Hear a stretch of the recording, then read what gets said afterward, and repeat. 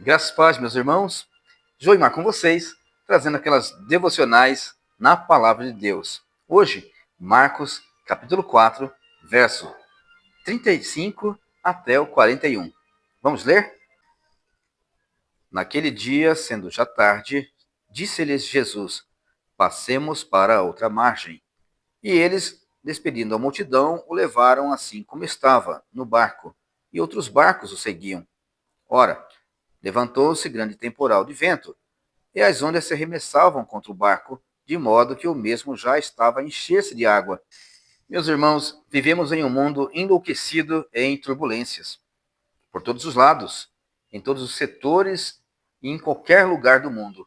O mundo tem mostrado cada vez mais um lugar de grande inquietação.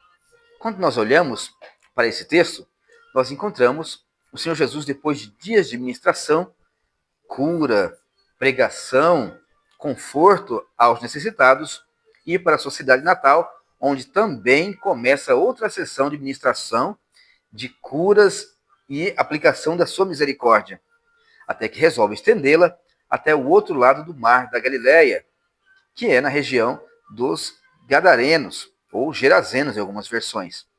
Este mar da Galileia nada mais é do que um lago de 21 quilômetros de extensão, por até 13 de largura, profundidade média de 50 metros. Mas o curioso é que este mar da Galileia fica a 210 metros abaixo do nível do mar Mediterrâneo. E isto faz com que o calor que evapora das águas do mar Galileia se choque com o ar frio vindo das montanhas, e então repentinas tempestades se formam em cima do mar Galileia, mas também rapidamente podem se dissipar.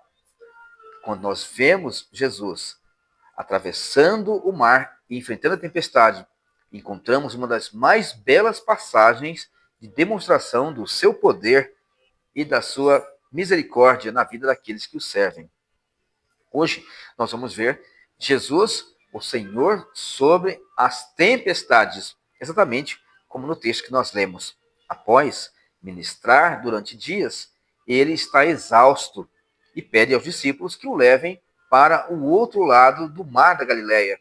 E então, durante o trajeto, um grande temporal é visto. E isso mostra, meus irmãos, que, em primeiro lugar, a vida de obediência ao Senhor não dispensa os seus servos de aflições. É uma das coisas que nós temos que aprender.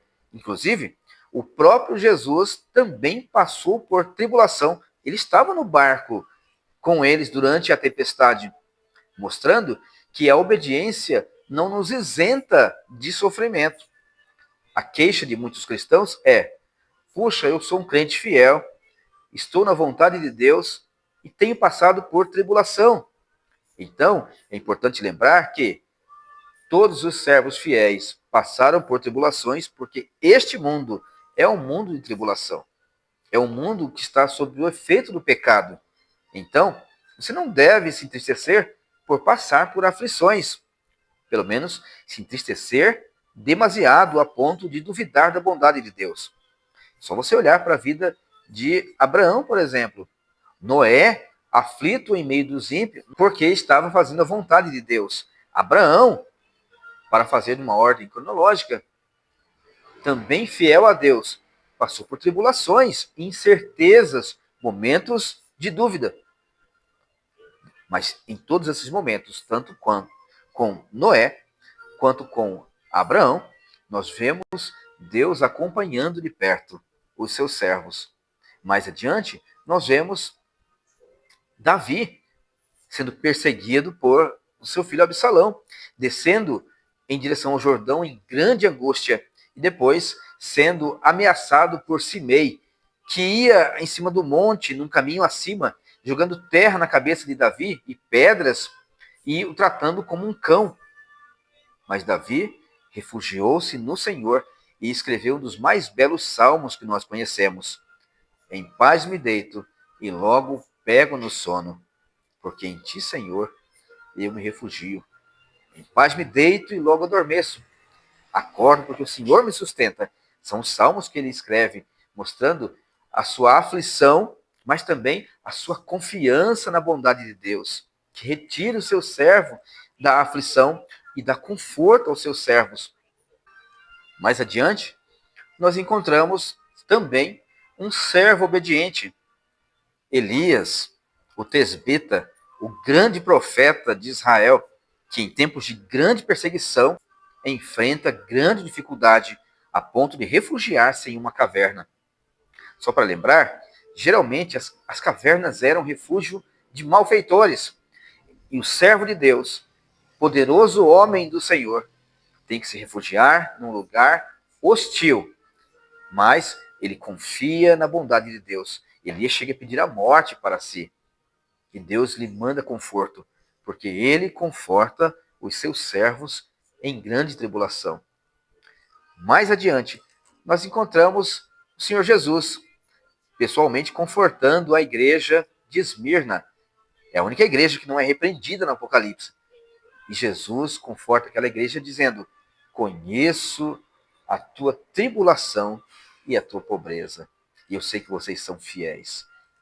Não que a pobreza em si seja uma honra ou um troféu, mas o passar por privações e se manter íntegro na fé e fiel a Deus é um troféu, é um presente de Deus, uma vez que a fé também é um dom de Deus. E assim como a tempestade no Mar da Galileia foi repentina, a vida também traz muitas tempestades repentinas.